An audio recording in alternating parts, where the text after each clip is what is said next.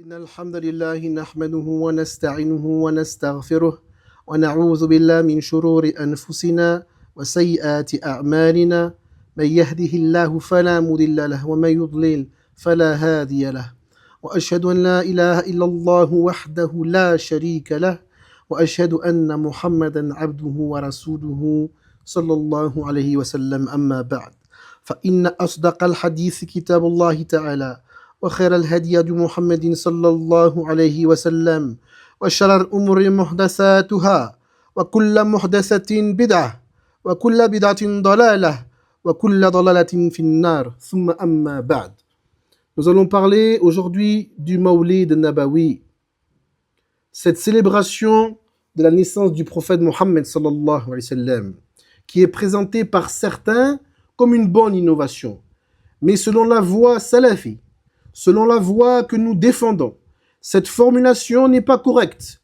Lorsqu'il s'agit d'adoration et de religion, ce n'est pas à nous de décider qu'une pratique est bonne simplement parce que notre intention est bonne. La question essentielle est donc simple. Le prophète sallallahu alayhi wa sallam a-t-il célébré son mawlid? Ses compagnons l'ont-ils célébré? Les califes bien guidés l'ont-ils célébré? Les tabi'in et ceux qui les ont suivis dans le bien l'ont-ils célébré? La réponse que donnent les textes et les sources invoquées par cette position est non. Abu Bakr ne l'a pas célébré. Omar ne l'a pas célébré. Othman et Ali ne l'ont pas célébré. Les épouses du prophète sallallahu alayhi wa sallam ne l'ont pas célébré. Les autres compagnons ne l'ont pas célébré. Et les générations qui les ont suivis dans le bien ne l'ont pas pratiqué. Or, personne dans la communauté n'a aimé le prophète sallallahu alayhi wa sallam davantage que ses compagnons. Alors, posons-nous sincèrement la question. Comment peut-on prétendre aimer le prophète sallallahu alayhi wa sallam davantage ou mieux exprimer cet amour par une pratique que lui-même, ses compagnons et les premières générations n'ont jamais pratiquée? Si le Mawlid était réellement une œuvre religieuse recommandée, un moyen particulier de se rapprocher d'Allah et une expression légiférée de l'amour du prophète sallallahu alayhi wa sallam, pourquoi ceux qui l'aimaient le plus ne nous aurait-il pas précédés dans cette œuvre? Ils connaissaient le prophète sallallahu alayhi wa sallam, ils vivaient avec lui, ils l'entendaient, ils voyaient ses actes, ils connaissaient mieux que nous ce qui rapproche d'Allah.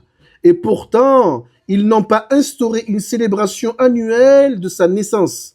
C'est pourquoi il faut se rappeler d'une règle fondamentale. En matière de religion, la bonne intention ne suffit pas à elle-même.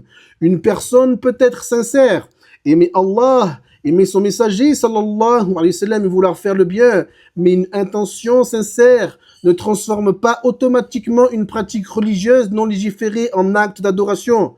Le véritable amour du prophète sallallahu alayhi wa sallam, ce n'est pas simplement de dire je l'aime. Le véritable amour consiste à le suivre. Allah Azza wa Jal dit si vous aimez vraiment Allah, suivez-moi, Allah vous aimera et vous pardonnera vos péchés. C'est-à-dire ici, suivez-moi, moi le prophète Mohammed sallallahu alayhi wa sallam. Voilà la véritable preuve de l'amour, le suivi. Ce qu'il sallallahu alayhi wa sallam a enseigné, nous le pratiquons. Ce qu'il sallallahu alayhi wa sallam a recommandé, nous le recommandons. Ce qu'il sallallahu alayhi wa sallam a fait comme adoration, nous cherchons à le faire. Mais lorsqu'une pratique religieuse particulière n'a pas été enseignée par lui, sallallahu alayhi wa sallam, pourquoi l'ajouter à la religion? Le prophète sallallahu alayhi wa sallam a lui-même averti sa communauté des innovations dans la religion. Il nous a ordonné de nous attacher à sa sunna et à la sunna des califes bien guidés.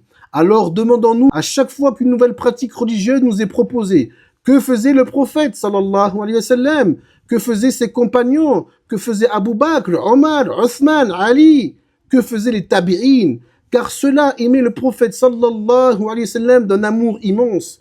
Ils ont sacrifié leurs biens, leur famille, leur confort et parfois leur vie pour lui. Ils étaient les plus sincères dans leur amour et les plus grands dans leur suivi. Alors si le Mawlid était un bien religieux, pourquoi aurait-il été privé de ce bien? Si c'était réellement un bien, il nous aurait devancés. Et c'est ici qu'apparaît une question très importante. À ceux qui considèrent le Mawlid comme une adoration, on peut demander, le prophète sallallahu alayhi wa sallam connaissait-il cette adoration? S'ils disent qu'ils ne la connaissaient pas, cela soulève une question extrêmement grave concernant la connaissance et la transmission de la religion. Et s'ils disent qu'ils la connaissaient, alors nous demandons, l'a-t-il enseigné à sa communauté? Et s'ils disent non, comment une pratique religieuse importante aurait-elle peut-être laissé sans enseignement? Et s'ils disent oui, alors nous demandons simplement où est la preuve. Allah Azza wa Jal dit, apportez votre preuve si vous faites partie des véridiques. Où est donc la preuve dans le Coran? Où est la preuve authentique dans la Sunna? Où est la pratique des compagnons? Où est la pratique des premières générations? C'est là que se trouve le cœur de la question. Il ne s'agit pas de dire que nous n'aimons pas le prophète sallallahu alayhi wa sallam. Au contraire, c'est précisément parce que nous l'aimons que nous voulons suivre sa voie. Certains disent, nous ne célébrons pas exactement le jour du Mawlid, nous le faisons quelques jours après. Mais change-t-il la date, change-t-il la nature de la pratique? Si le problème concerne l'instauration d'une célébration religieuse qui n'a pas été établie par le prophète sallallahu alayhi wa sallam, déplacer cette célébration de quelques jours ne répond pas à la question fondamentale. Le problème n'est donc pas simplement quel jour, le problème est qui l'a légiféré. Et si l'on veut réellement commémorer la naissance du prophète sallallahu alayhi wa sallam, rappelons-nous qu'il est authentiquement rapporté qu'il jeûnait le lundi et qu'il a indiqué que c'était le jour où il était né. Voilà une pratique qui est directement liée à sa naissance et qui est rapportée de lui-même, sallallahu alayhi wa sallam. Alors pourquoi délaisser ce qui est authentiquement rapporté pour instaurer une célébration annuelle qui ne l'est pas? Le véritable amour ne consiste pas à inventer de nouvelles manières d'adorer Allah. Le véritable amour consiste à dire « Oh Allah, je veux aimer ton messager sallallahu alayhi wa sallam comme ses compagnons l'ont aimé. Je veux le suivre comme ils l'ont suivi. Je veux pratiquer sa sunnah comme ils l'ont pratiqué. » Voilà la voie de rectitude.